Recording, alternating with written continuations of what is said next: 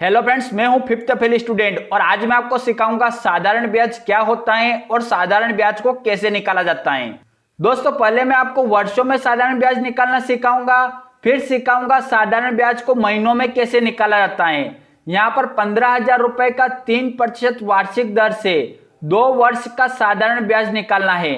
तो यहाँ पर देखना है, यहाँ पर कितने रुपए हैं, 15,000 रुपए, और यहाँ पर दर कितनी है, 3%। तो यहाँ पर जो दर दे रखी है ना, इस दर का और यहाँ पर जो ये रुपए दे रखे हैं, इनका हम आपस में गुणा करेंगे। तो यहाँ पर देखना, यहाँ पर कितना है, 15,000 रुपए, तो हम यहाँ पर 15,000 रुपए लिखेंगे, और दर कितनी है, 3%, तो हम यहाँ पर 3% का गुणा कर देंगे।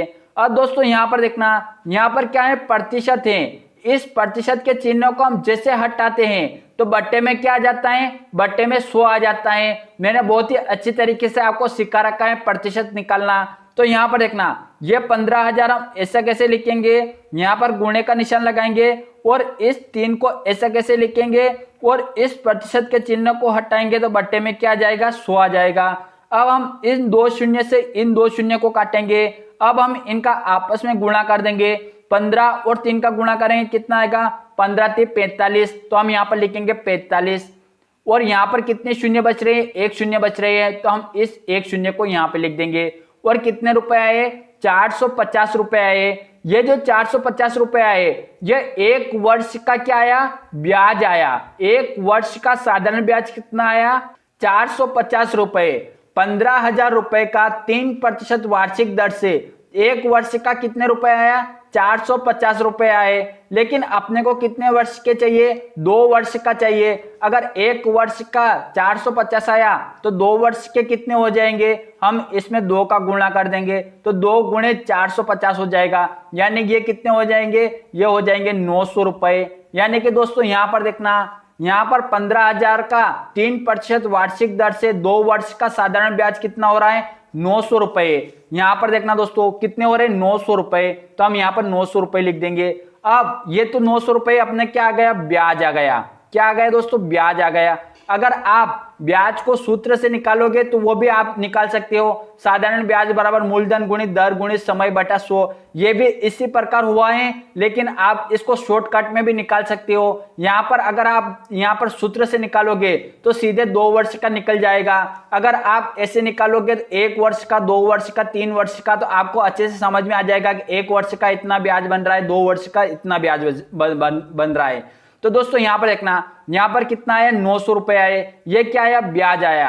अब यहाँ पर देखना, मैं आपको मिश्र धन निकालना सिखाऊंगा। मिश्र धन किसे कहते हैं, मिश्र धन बराबर होता है मूलधन प्लस ब्याज।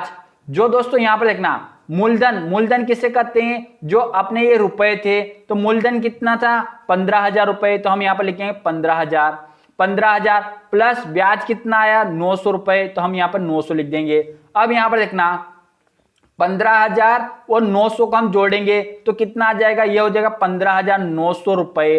दोस्तों यहाँ पर देखना, अगर हम किसी विशेष कार्य के लिए किसी व्यक्ति से 15,000 रुपए 3% वार्षिक दर से 2 वर्ष के लिए उधार लाते हैं, तो अगर हम उसको 2 वर्ष के बाद लौटाएंगे तो हम उसको कितने रुपए लौटाने पड़ेंगे, 15,000 तो ये जो हम लेके आए थे वो लौटाने पड़ेंगे, और ब्याज कितना लौटाना पड़ेगा, 900 रुपए ब्याज के लौटाने पड़ेंगे। यानी कि टोटल कितना लौटाना पड़ेगा, मिश्र धन यानी कि जो हम लौटाने के लिए जाते हैं उसको हम क्या कहते हैं, मिश्र धन कहते हैं। तो अपने को सीखने के लिए क्या याद रखेंगे, जो हम लौटाने के लिए जाते हैं उसको क्या कहते हैं, मिश्र धन कहते हैं। तो मिश्र धन कितना हो जाएगा, 15,900 रुपए। तो हम इस प्रकार इसको आसानी से इस प्रकार कर सकते हैं। दोस्तों अब मैं आपको सिखाता हूं, यह तो अपनों ने वर्षों में निकाला, इसको आप महीनों में कैसे निकाल सकते हो। दोस्तों अब मैं आपको सिखाऊंगा महीनों में साधारण ब्याज कैसे निकाला जाता है। यहाँ पर 1,200 रुपए का 4% वार्षिक दर से, यहाँ पर वार्षिक नहीं लिखा है, लेकिन जो अभी अपनों ने किया उसी प्रकार इसको भी करेंगे। 4% वार्षिक दर से 3 महीने का साधारण ब्याज कितना होगा। यहाँ पर जगह नहीं थी इसलिए मैंने वार्षिक नहीं लिखा। अब दोस्तों यहाँ पर देखना, कितने रुपए हैं, 1,200 रुपए हैं, तो हम यहाँ पर लिखेंगे 1,200। अब कितने प्रतिशत वार्षिक दर से, 4% वार्षिक दर से, तो हम इसमें 4 का गुणा कर देंगे, 4% का गुणा कर देंगे। इस प्रतिशत के चिन्ह को हम जैसे हटाएंगे तो नीचे क्या आ जाएगा, इसके नीचे 100 आ जाएगा, तो ये हो जाएगा 4/100। अब यहां पर देखना, इस 2 शून्य से इस 2 शून्य को काटेंगे और 12 और 4 का गुणा करेंगे कितना आएगा, 12 और 4 का गुणा करेंगे तो ये हो जाएगा 12 चौक 48। तो हम यहाँ पे लिख देंगे 48 रुपए। तो दोस्तों यहाँ पर देखना, ये जो 48 रुपए आए ये कितने का है, एक वर्ष के आए। कितने के आए, एक वर्ष के।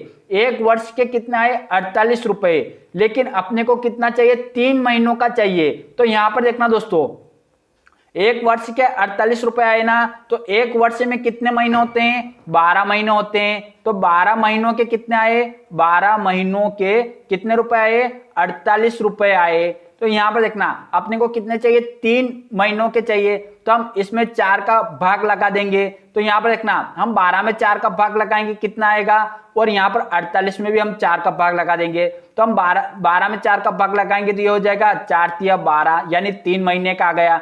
3 महीनों का, 3 महीनों का कितना आ गया, यहां पर देखना हम इसको हल करेंगे तो ये 4 से काटेंगे तो 1 और 4 दूना 8, यानी कितना आ गए, 12 रुपए। यहां पर देखना ये 48 रुपए थे, 12 महीनों के 48 रुपए थे, तो 3 महीनों के कितने हो गए, 12 रुपए। यानी कि यहां पर देखना 1200 रुपए का 4% वार्षिक दर से 3 महीनों का साधारण ब्याज कितना हो जाएगा, 12 रुपए हो जाएंगे। अब यहां पर देखना, ये जो 12 रुपए हुए इसको हम मिश्र धन भी निकालेंगे। तो मिश्र धन कैसे निकालेंगे, मिश्र धन बराबर होता है मूलधन प्लस ब्याज। अब यहां पर देखना दोस्तों, मूलधन कितना था, मूलधन जो हम ये लेकर आए थे, किसी से हमने उधार लिए थे, उधार कितने लिए थे, 1200 रुपए। तो हम यहां पर लिखेंगे मूलधन में 1200 रुपए प्लस ब्याज।